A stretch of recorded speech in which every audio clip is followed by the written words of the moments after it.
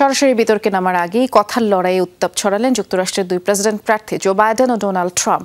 আটলান্টায় দেয়া ভাষণে ডোনাল্ড ট্রাম্পকে লুজার আখ্যা দিয়েছেন বর্তমান প্রেসিডেন্ট এবং জবাবে বাইডেনকে মাদক পরীক্ষা করাতে বললেন ট্রাম্প।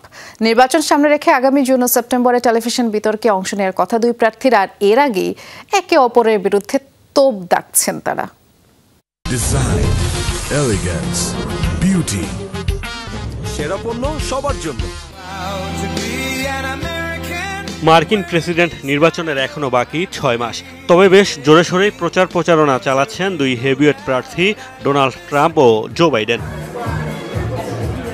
নির্বাচনের আগে অন্তত দুটি সরাসরি বিতর্কে অংশ নেওয়ার কথা নিশ্চিত করেছেন বাইডেন ও ট্রাম্প। 27 জুলাই মার্কিন সংবাদ মাধ্যম CNN-এর উদ্যোগে আটলান্টায় আয়োজিত বিতর্কে প্রথমবার মুখোমুখি হবেন দুজন।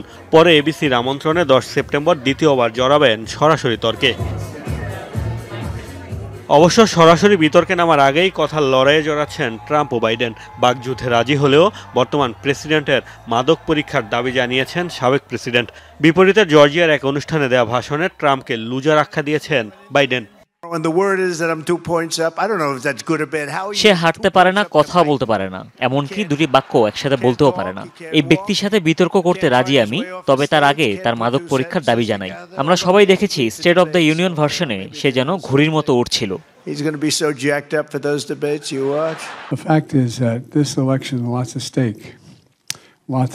এ নির্বাচনে অনেকগুলো ঝুঁকিপূর্ণ বিষয় রয়েছে। যদি আমি প্রেসিডেন্ট না হই তবে বিকল্প কি?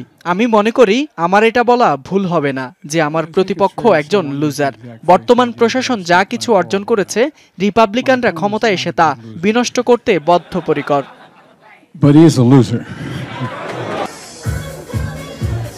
আগামী 5 নভেম্বর অনুষ্ঠিত হবে মার্কিন প্রেসিডেন্ট নির্বাচন। বিশ্লেষকরা পূর্বাভাস দিচ্ছেন টানা দ্বিতীয়বারের মতো হাড্ডাহাড্ডি লড়াই হবে ট্রাম্প বাইডেনের।